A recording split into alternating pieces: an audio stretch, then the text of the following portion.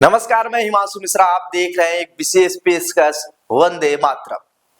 वंदे मातरम की चर्चा आज हम इसलिए करने जा रहे हैं क्योंकि 150 साल पूरा हुआ वंदे मातरम का और देश की राजनीतिक दल इस पर देश की संसद में बहस कर रही है, चर्चा कर रहे हैं कि वंदे मातरम को किसने रोका, वंदे मातरम कब बना, वंदे मातरम को अलग क्यों किया गया।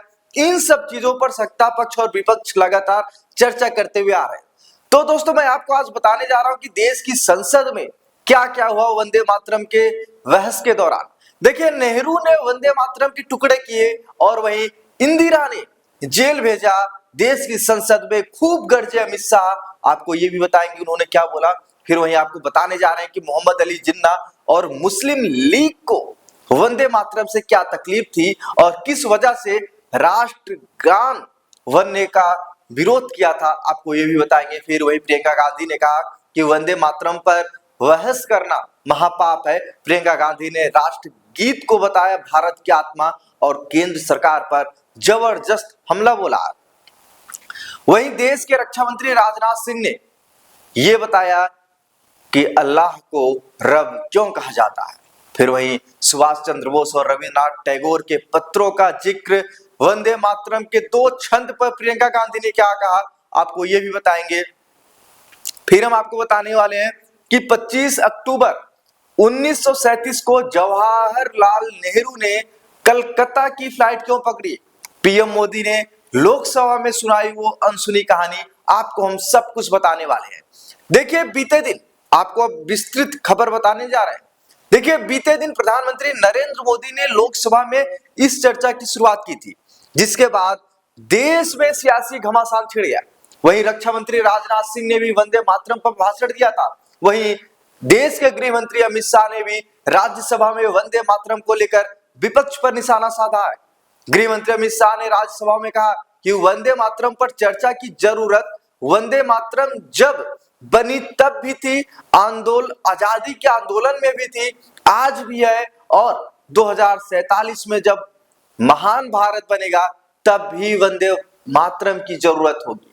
और वहीं आपको बताते चले कि संसद में वंदे मातरम के 150 साल पूरा होने के अवसर पर बहस के दौरान प्रधानमंत्री नरेंद्र मोदी ने सोमवार को आजादी से पहले की राजनीति की सबसे विवादित अध्यायों में से एक का जिक्र किया।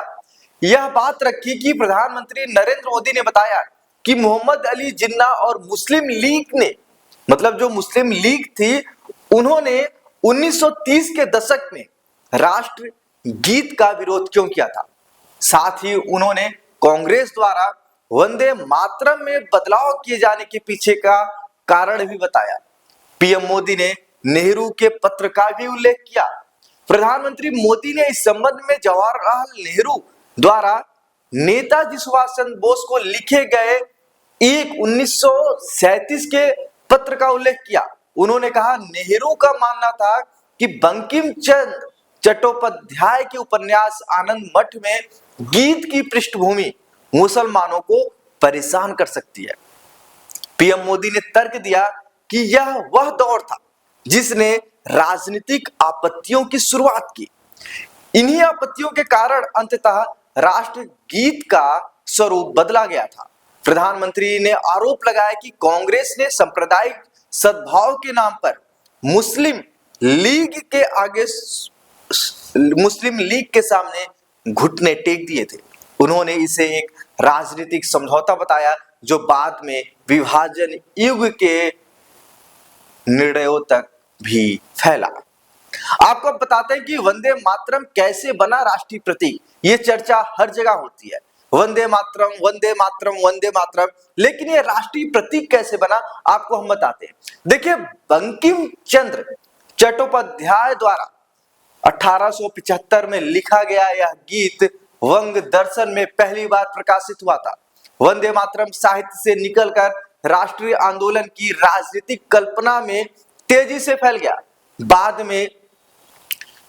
में रविन्द्रनाथ टैगोर ने इसे संगीत दिया। यह गीत बंगाल और उससे परे स्वतंत्रता संग्राम सेनानियों के लिए एक जबरदस्त नारा बन गया था। 1930 में कांग्रेस ने गीत के एक संशोधन संस्करण को राष्ट्रगीत के रूप में अपनाया। साल 1951 में राजेंद्र प्रसाद के नेतृत्व में संविधान सभा ने इसे औपचारिक रूप से मान्यता दी। वही जन गण मन को राष्ट्रगान के रूप में अपनाया गया। अब आपको हम बताते हैं कि जिन्ना और मुस्लिम लीग ने विरोध क्यों किया था।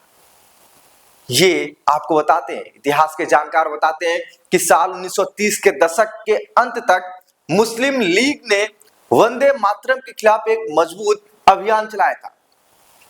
15 अक्टूबर 1937 को लखनऊ में हुई एक बैठक में मोहम्मद अली जिन्ना ने गीत की निंदा की।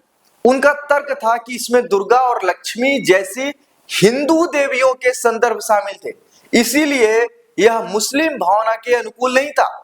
इंडियन एक्सप्रेस अभिलेखाकार के अनुसार आपत्तियां दो मुख्य बिंदुओं पर आधारित थी।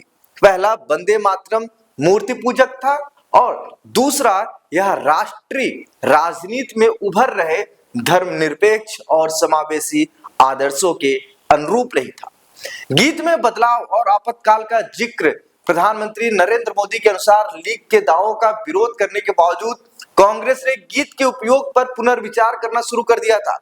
26 अक्टूबर 1937 को पार्टी ने समुदायों के बीच सद्भाव का हवाला देते हुए गीत के केवल कुछ हिस्सों का उपयोग करने का फैसला किया। प्रधानमंत्री ने इस तर्क को आपातकाल के दौर तक बढ़ाया। उन्होंने कहा कि जब राष्ट्र गीत के 100 वर्ष पूरे किए तब संविधान का ही गला घोट दिया गया था। उन्होंने 150 वर्ष पूरे होने को उस गौरव और गर्व को बहाल करने का अवसर बताया जिसने कभी स्वतंत्रता सेनानियों को एकजुट किया था। आखिर आपको बताते हैं कि जन गण मन क्यों बना राष्ट्रगान। राष्ट्रगीत और राष्ट्रगान में अंतर भी मैं आपको बता चुका हूं। अब आपको बताते हैं कि राष्ट्रगान क्या है, जनगण मन क्यों बना राष्ट्रगान, आपको मैं ये बताने जा रहा हूं। देखिए, मई 1948 में पंडित जवाहरलाल नेहरू द्वारा लिखे गए एक कैबिनेट नोट से एक और महत्वपूर्ण मोड़ सामने आता है। पंडित नेहरू ने तर्क दिया था कि एक राष्ट्रगान के लिए संगीत की सार्वभौमिकता आवश्यक है। यह ऑर्केस्ट्रा में बजाने के लिए सरल होना चाहिए, साथ ही इसे विदेशों में भी सराहा जाना चाहिए।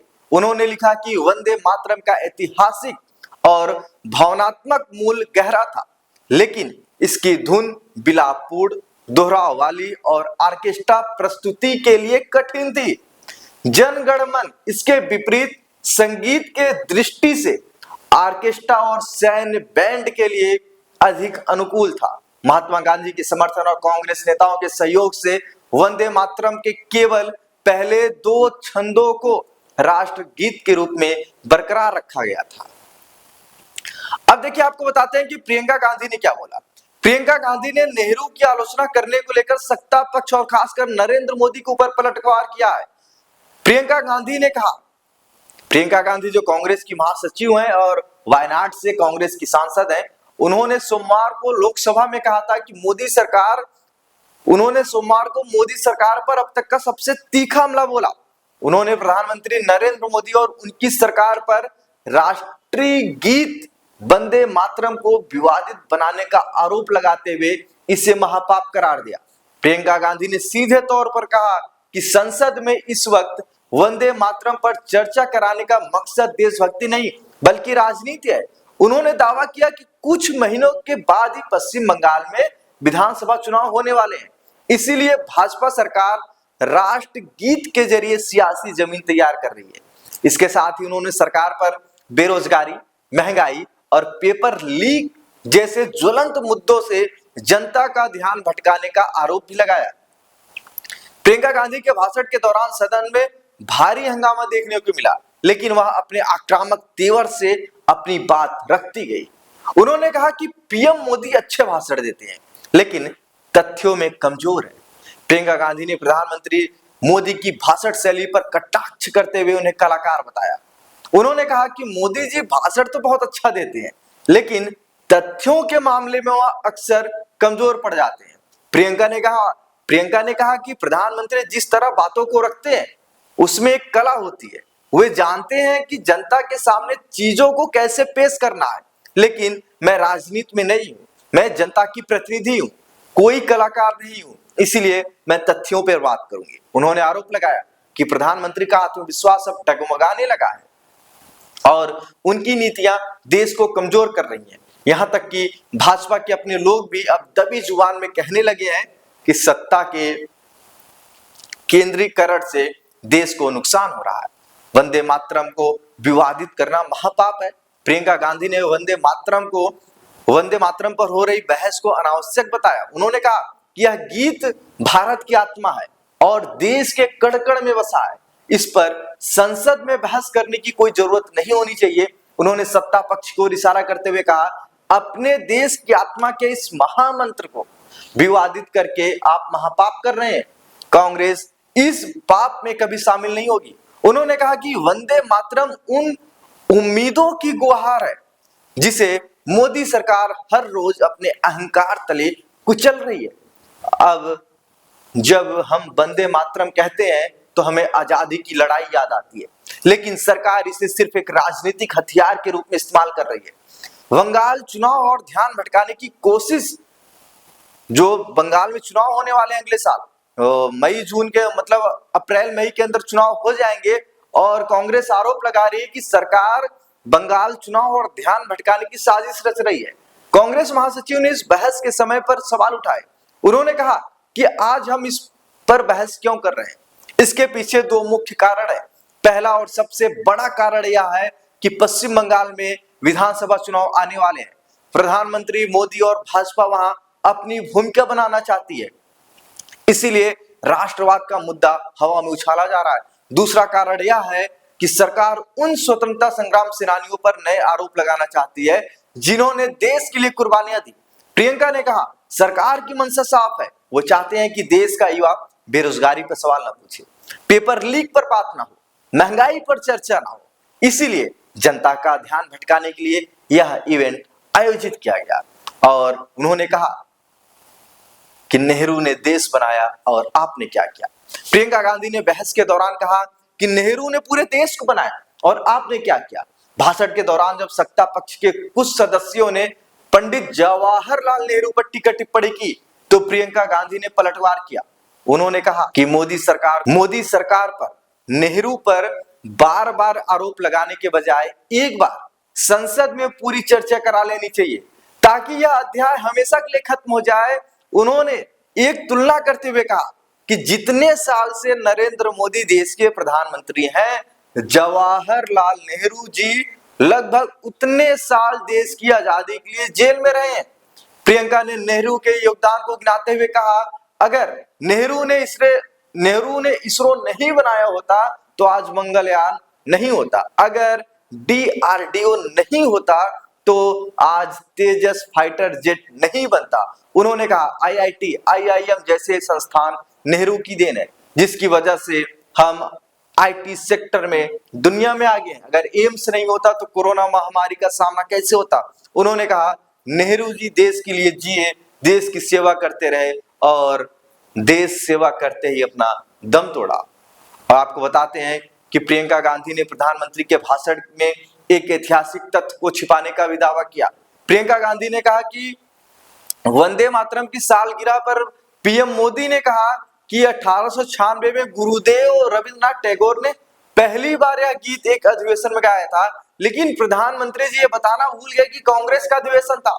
प्रियंका ने सवाल किया कि आखिर मोदी जी इस सच को बताने में कतरा क्यों रहे थे। उन्होंने कहा कि कांग्रेस के हर अधिवेशन में वंदे मातरम गाया जाता है। उन्होंने भाजपा को चुनौती देते हुए कहा कि वे बताएं क्या उनके अधिवेशनों में भी ऐसा होता है। प्रियंका गांधी ने यहां तक कहा कि कांग्रेस देश के लिए लड़ती है और भाजपा चुनाव जीतने के लिए लड़ती है। अब आपको बताते हैं कि देश के रक्षा मंत्री राजनाथ सिंह ने कहा कि अल्लाह को रब क्यों कहा जाता है, अल्लाह को रब क्यों कहा जाता है। रक्षा मंत्री राजनाथ सिंह ने इस बात पर गहन चर्चा की। राजनाथ सिंह ने लोकसभा में चर्चा के दौरान जिस हिसाब से विपक्षी दल के नेताओं पर गुस्सा हुए थे वो सभी ने देखा था और शायद उनके संसदीय जीवन में पहली बार ऐसा हुआ था। देखिए, लोकसभा में वंदे मातरम पर चर्चा के दौरान राजनाथ सिंह ने एक महत्वपूर्ण बयान दिया। जिसमें उन्होंने अल्लाह को रब कहे जाने की वजह को उजागर किया। उन्होंने मशहूर वकील राम बेथा के हवाले से बताया, इस्लाम में अल्लाह को रब इसलिए कहा जाता है। राजनाथ सिंह ने बताया कि इस्लाम में अल्लाह को रब इसलिए कहा जाता है क्योंकि उसका गुण पालन पोषण करना है। ठीक उसी तरह जैसे एक माँ अपने बच्चों के तन और मन दोनों का पोषण करती है।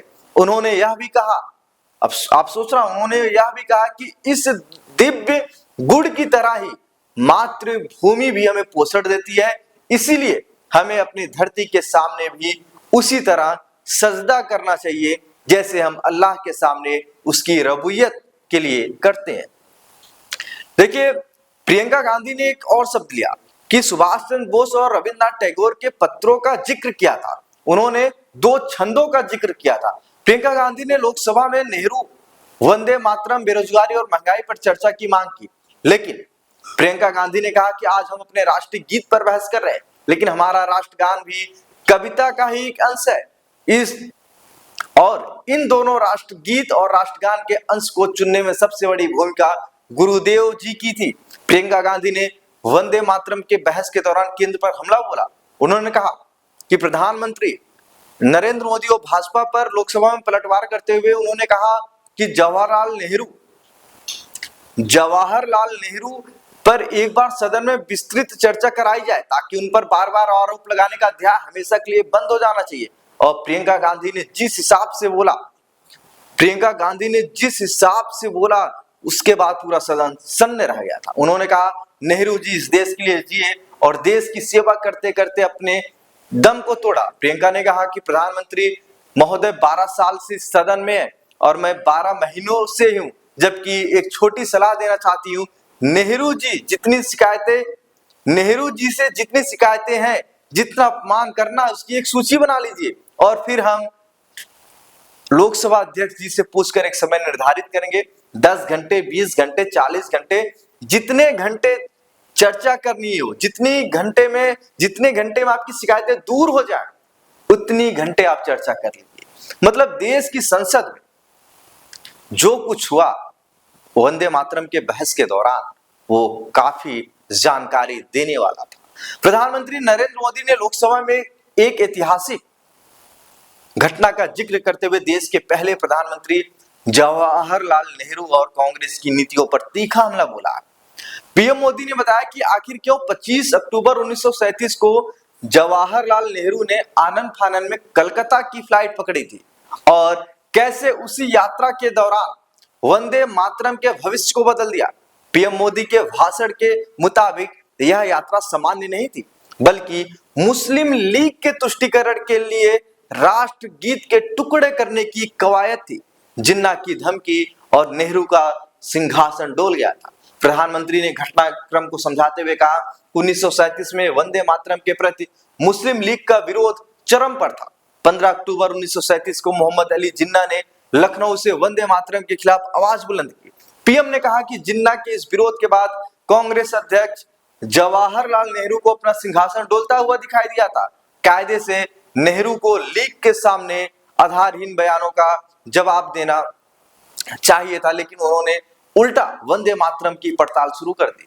उन्होंने इतिहास का हवाला देते हुए कहा कि जिन्ना के विरोध के महज 5 दिन बाद 20 अक्टूबर को नेहरू ने नेताजी सुभाष चंद्र बोस को एक चिट्ठी लिखी। इसमें उन्होंने जिन्ना की भावनाओं से सहमति जताते हुए लिखा कि वंदे मातरम की आनंद मठ वाली पृष्ठभूमि मुसलमानों को भड़का सकती है। दोस्तों, ये थी एक विशेष रिपोर्ट जो वंदे मातरम को लेकर जो चर्चा हुई और उस चर्चा में जो बहस हुई सत्ता पक्ष और विपक्ष के बीच में, उसका एक पूरा निचोड़ था। प्रियंका गांधी ने क्या कहा, अमित शाह ने क्या कहा, पीएम मोदी ने क्या कहा, आरोप क्या लगाया, प्रत्यारोप क्या आया, सब कुछ इसमें आपको मिला। तो दोस्तों बने रहिए आप, क्योंकि हर रात 9 बजे आपसे हम मिलते रहेंगे। धन्यवाद।